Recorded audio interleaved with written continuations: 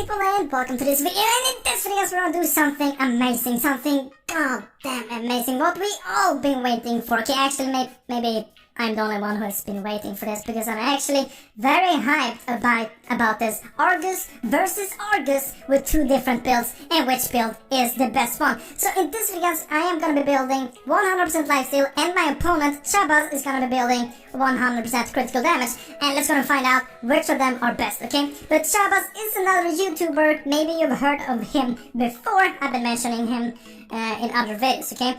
So I will have a link down in my description to his channel, which you're gonna check out, and go ahead to his channel and go and click that small red button and go ahead and subscribe to his channel. So either way, when I was playing a bit, well actually, before I say anything, we might as well gonna start the gameplay, shall we? So 1, 2, 3.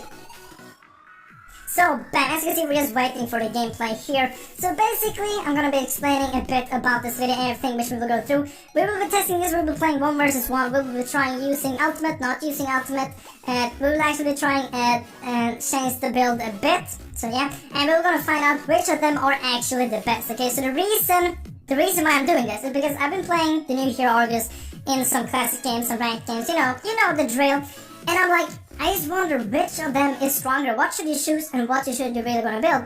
Is it smarter to gonna build a bit more lifesteal, or is it better to actually gonna build a bit more critical strike and attack speed? And what is better early game, what is better late game? And we're gonna find all of that out just in this video, okay? So I will also be telling you 3 different hidden features with this guy, okay? They aren't really hidden, but they are 3 things which I totally didn't think about when I was playing with this guy. And they are a few things which can go ahead and turn around the game so much, because he is just, he's extremely strong.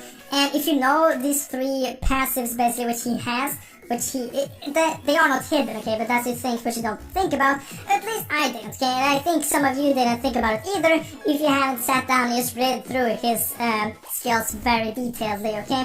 But we're gonna be doing that basically. I'm gonna go over everything. So a few tips that will definitely gonna help you. And one thing which I'm gonna point out right here and right now, this is the strongest hero by far in the game currently on the advanced server, okay? Because most likely when this guy will be released to the original server, there's a big chance he won't be as strong, because most likely they will nerf him, because this is just mad how extremely strong this is, okay?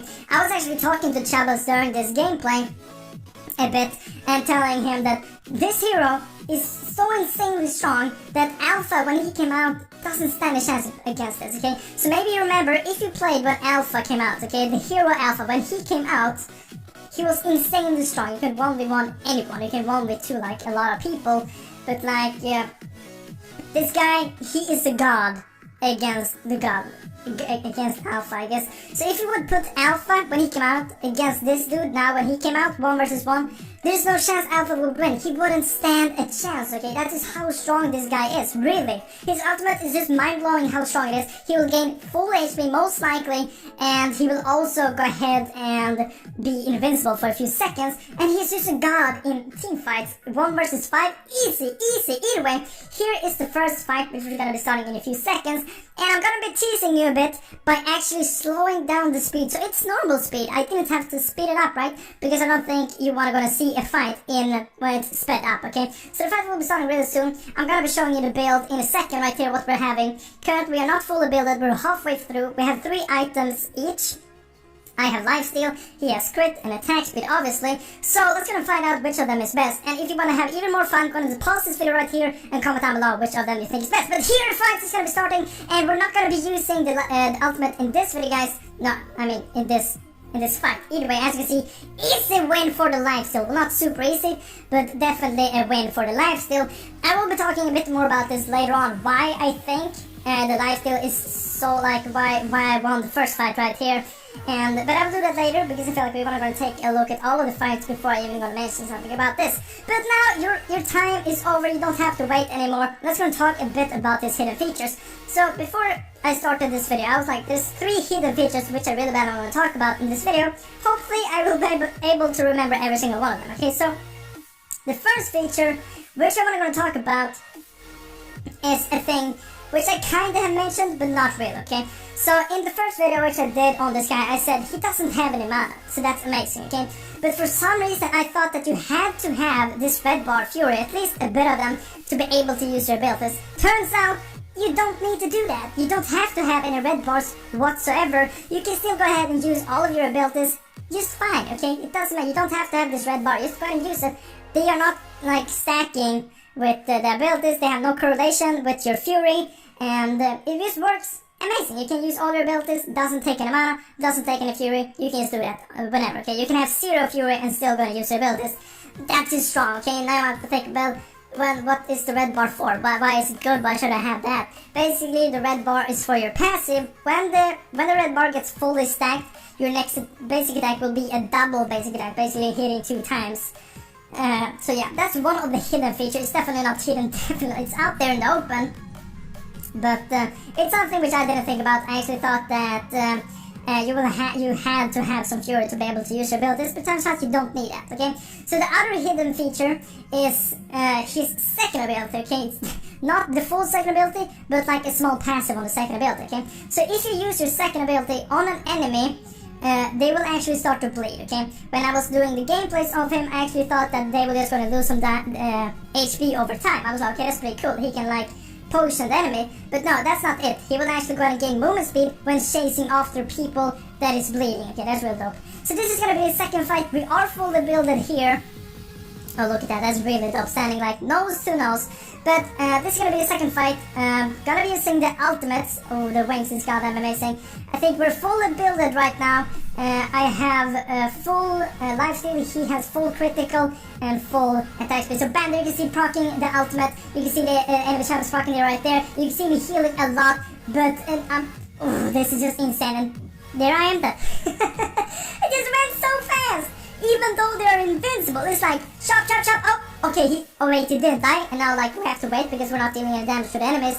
And then bam, I am dead. Okay. So the second fight goes to critical damage. Okay, critical damage wins mid game or well late game fully builded. So yeah, really cool. Okay. Before I talk about anything about that, I still want to tell you all the features. So now you know about the fury, you know about the bleed effect.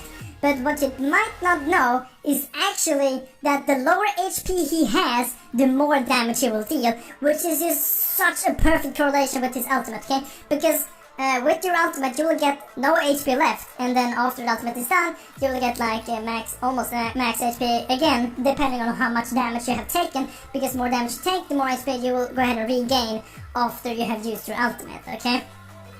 So basically, when you're ulting on very, very low HP, your damage will go up significantly. You will go ahead and do such an insane amount of damage, it's just mind-blowing, okay? So there we have all the 3 hidden features, but definitely not hidden features, but things which you, that will definitely gonna help you out playing this guy. And this, yeah, okay. So the next fight is gonna be starting here in a second, and this is actually a failed fight, okay? So this fight, we're still fully built and stuff like that.